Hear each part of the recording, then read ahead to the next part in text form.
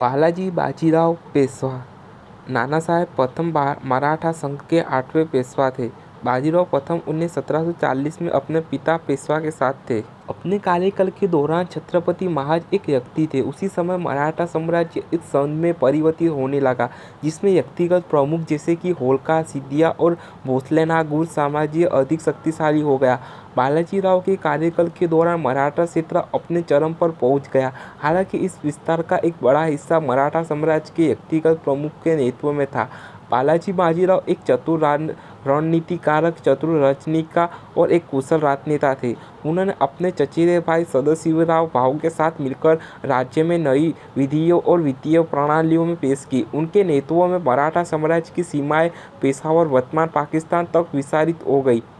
श्रीरंगपट्टनम दक्षिण में और मेदिनीपुर वर्तमान में दिन पश्चिम बंगाल। नाना साहेब ने राजधानी पुणे और मराठा साम्राज्य के अन्य हिस्सों में यात्रियों के लिए नहरें, पुल, मंदिर और लॉज बनवाए। पेशवा के रूप में अपने 20 साल के शासनकाल में नाना साहेब ने अपने कार्यकाल के तहत 3 प्रमुख शक्तियों को अपने अधीन कर लिया। उत्तर में मुगल, दक्षिण में निजाम और बंगाल सुल्तान। साथ ही उन्होंने पंजाब पर अफगाना नियंत्रण को भी कमजोर कर दिया। दिल्ली की सी राजधानी पर उनके बार बार आक्रमण को रोक दिया। राजपूतों को और रोहिल्लाओं को अधीन कर लिया और अवध राज्यों को बेअसर कर दिया। उन्होंने किसानों की स्थिति में काफ़ी सुधार किया और कृषि की स्थिति में उल्लेखनीय परिवर्तन लाए। उनके कार्यकाल में कई सफल आर्थिक परिवर्तन हुए। बालाजीराव का जन्म भट्ट परिवार पेशवा बाजीराव प्रथम में हुआ था।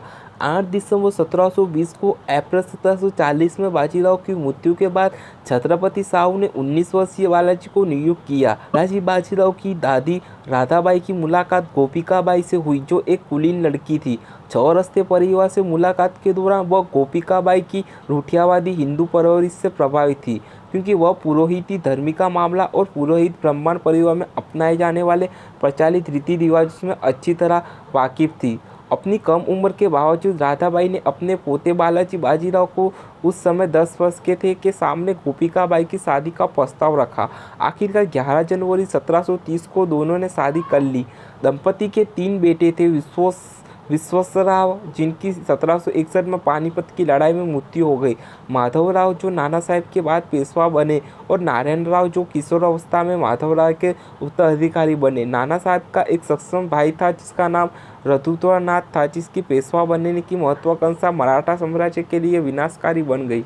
बालाजीराव के कार्यकाल के शुरुआती वर्षों में राघोजी प्रताप भोसले ने दक्षिण और पूर्वी भारत में मराठा प्रभाव बढ़ाने में मदद की। हालांकि पेशवा के साथ उनके संबंध अच्छे नहीं थे। पेशवा के रूप में बालाजी की नियुक्ति के कुछ समय पहले राघोजी ने दक्षिण भारत में मराठा सेना का नेतृत्व किया था। उनका मिशन ताजापुर के प्रताप सिंह भोसले कबीले का एक शाही दोस्त अली खान के सहयोगी सतारा लौटने के बाद राघोजी ने बालाजी राव का विरोध जारी रखा। पंडिचेरी फ्रांसिस को हराया, इससे पहले कि चंदा साहेब चंदा सीबावाद सतारा लौट आए और पेशवा के रूप में बालाजी राव की नियुक्ति के खिलाफ असफल विरोध दर्ज कराए। इसके बाद वह दक्षिण भारत लौट आए, जहां उन्होंने मार्च 1741 में मई 1740 में राघोजी ने दोस्त अली की हत्या कर दी और दोस्त अली के बड़े सफदर अली खान को नवाब बनाया। अखरोट के 1743 में राघोजी भोसले ने अलाउद्दीन खान की सेना पर उड़ीसा के उदय का मार्ग प्रदर्शित किया।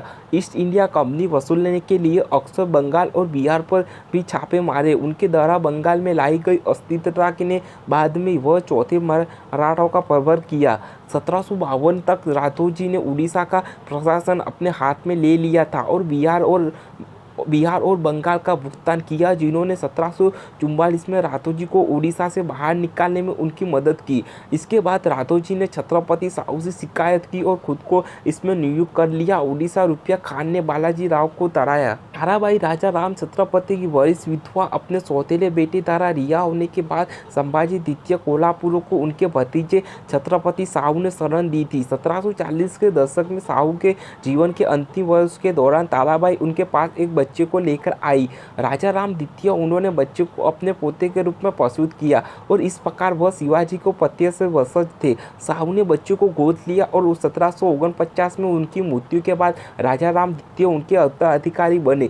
छत्रपति अगले वर्ष पेशवा बालाजी राव हैदराबाद के निजाम के खिलाफ लड़ने के लिए चले गए। उनकी अनुपस्थिति में ताराबाई ने राजा राम द्वितीय से उन्हें पेशवा से पद से हटाने का आग्रह किया। जब राजा राम ने इनकार कर दिया तो उसने उसे 24 नवंबर 1750 को सातारा की कालकोठरी में कैद कर दिया। उसने दावा किया कि वह एक धोखेबाज था और उसने झूठ दावा किया था। उसे अपने पोते के रूप में ताराबाई, अन्य मंत्री और भावी निजाम सलाबाता जंग से समाधान पाने में असफल रही। हालांकि वह एक अन्य महानुभाव उमाबाई दाभोड़ की मदद लेने में सफल रही थी।